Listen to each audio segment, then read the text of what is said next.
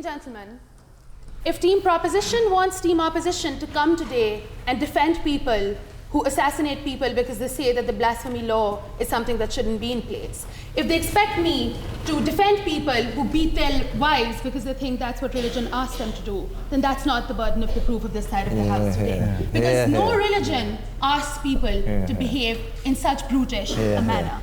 And this is what I'm going to be talking to you about today. But before that, let's analyze the burden of proofs that rest on either side.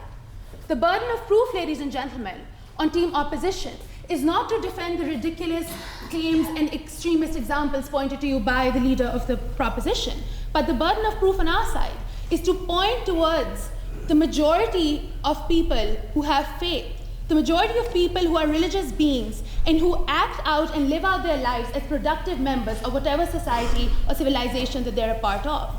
The people that we're defending and the society that we're talking about, ladies and gentlemen, is the actual spirit and ethos and the humanitarian core that lies at the core of sort of all religions in the world, and people lead their lives by that example. That is what we're going to be talking to you about today.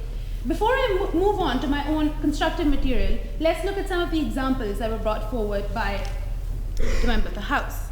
This debate is not about whether or not religion is a man-made ideology.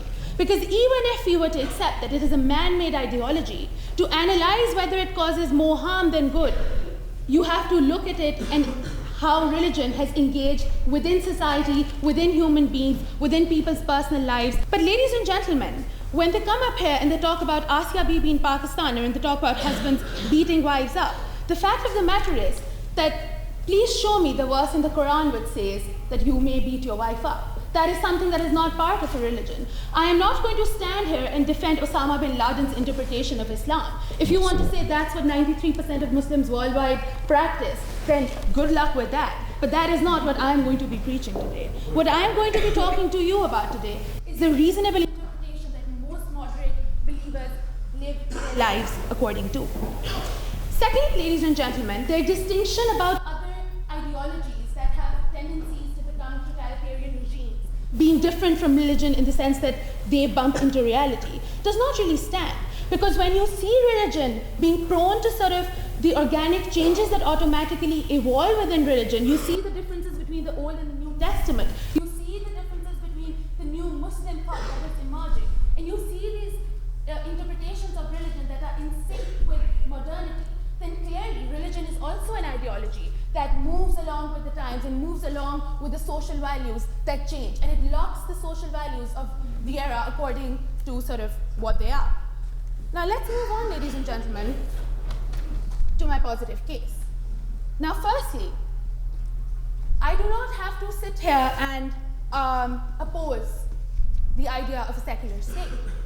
The church and the state can be separate, and you still have to show to me how them being separate and religion having no involvement in politics harms society. I can very well talk about religion in the sphere of people's personal lives and how it benefits, it has so many benefits to people, and we believe that is where the case for Team Opposition lies today. So let's talk about the idea of liberty first of all, ladies and gentlemen. This idea of natural morality and how religion curtails that. Well, the fact of the matter is that there is no such thing as you said that religion corrupts morality. But who defines what that sense of morality is? Is it you? Do you decide for all the human beings in the world what natural morality is, or what moral values are or not? The fact of the matter is, regardless of religion, all people will have different ideas of what moral values are for them. Without religion, many people will perhaps still think that it's wrong to use contraception. Perhaps many people will still be misogynistic. I've come across many atheist misogynists in Oxford. So I mean, it's not really religion that has to do with all the evils within society. There are a lot of other ways in which all of these factors interact. In fact, most of the examples that you pointed to have to do with deeply rooted political vested interests of people within society. The blasphemy law in Pakistan, for example, has to do with political interests. Salman Taseer was assassinated in Pakistan not just because he said do away with the blasphemy law, but it also had to do with deep-rooted political movements within the country. And that's one of the reasons that the blasphemy law hasn't been done away with, because it gives politicians a chance to try people that they want to do away with essentially, or lock up in jail and say they have blasphemed. I'm not going to defend ridiculous interpretations of religion. I mean, a faith or an institution cannot be judged by its practitioners. I'm not going to sit around passing judgments on communism or socialism because of what happened in China or the Soviet Union, or the 80 to 100 million deaths that have been committed by communist and fascist regimes in the 20th century alone. I'm going to look at the moderate views of communism that most people have come across within my life and within my college and within this university, and the views that they uphold, those are the views that I will have as the average reasonable views that people within that particular segment of ideology sort of hold and apply to their lives. But let's move on to this idea of how religion is different from all these ideologies, because ultimately you have belief in this power that is not there. I'm not going to debate whether or not the sort of truth of religion or whether or not God exists. The fact of the matter is that even within your conception of the enlightened world, you have certain unquestionable truths that you submit yourself to, and you use, and through that moral lens, you view the world. For example, why is the rational process something that is so sacred to the heart of like the modern world, or at the heart of the scientific era? Why is that something that you prize above all? Is there any evidence to believe that the rational process or the objective truth is the way that we should look at all things within the world? Well, there isn't. You take a leap of faith that being rational is kind of good because it leads to good things in people and good conclusions at the end of the day, and you make that leap of faith. And that is exactly what you do with religion. But now what I'm going to talk to you about is how religion is actually a force of good within people's lives. And ladies and gentlemen, regardless of everything that they said, the fact of the matter remains that religion is something that motivates people to do good things in their lives and to contribute positively to society, regardless of whether they believe they will be rewarded for it or not. The fact of the matter is that there are nuns out there who go and teach women in poor countries where other members of society will not risk to enter, or where the other charities will not risk to operate within. At the end of the day, the fact of the matter is that the 10 topmost charities in the world are led by religious organizations. The fact of the matter is that religion remains the only sort of form of ideology that is not driven solely by something that is so related and tied in with the idea of the material world that we live in today. But it bases, ladies and gentlemen, it comforts people and their sense of belonging to something that is larger than themselves. At the end of the day, religion is something that provides comfort to people, closure to people dealing with terminal illness, closure to people dealing with their loved ones dying. It provides people that psychological basis to be able to get up and face the world each and every day. And regardless of whether there is a God who's listening to them or not, the fact of the matter is that it does make it easier for them to get by each day, and that is what is important. Love and romance doesn't really exist, but it makes the world a cooler place, yes, doesn't it?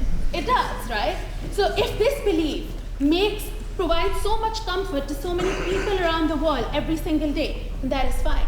And the reason that religion still persists within society is not because someone wants to use religion or their religious status to beat their wife up, or to put someone in jail, or to stone someone to death.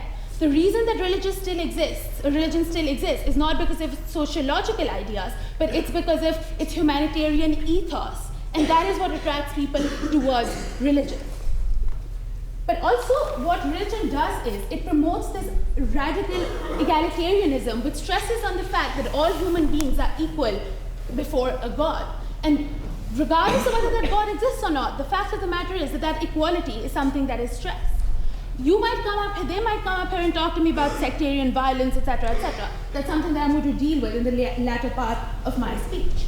Another thing that I already spoke to you about charity, but all religions, the core basis of most religions is how to be a better person, how to be nicer to your wife, how to be nicer to your neighbors, right? The 10 Commandments, that's what they dealt with, basic ideas that we think that are so sort of inalienable to our understanding of the way that a human being should function.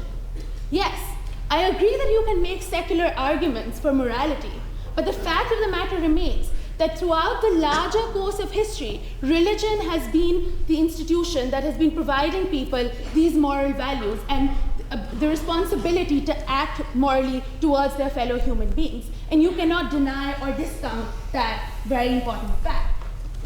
Another thing is that religion stresses on the sense of community that provides people a sense of belonging, which is very, very important.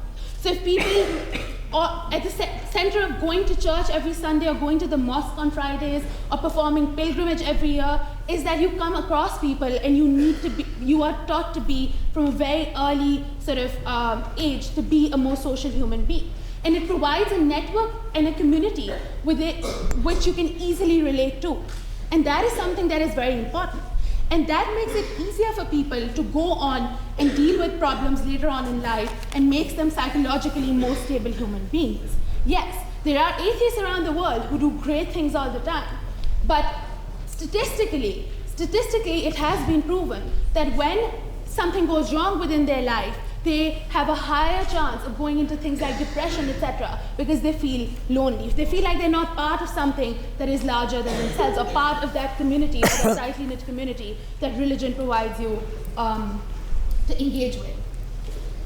I agree that yes, a lot of things within religion are outdated and they're not amazing, yes. And religion does sometimes lock in certain social values.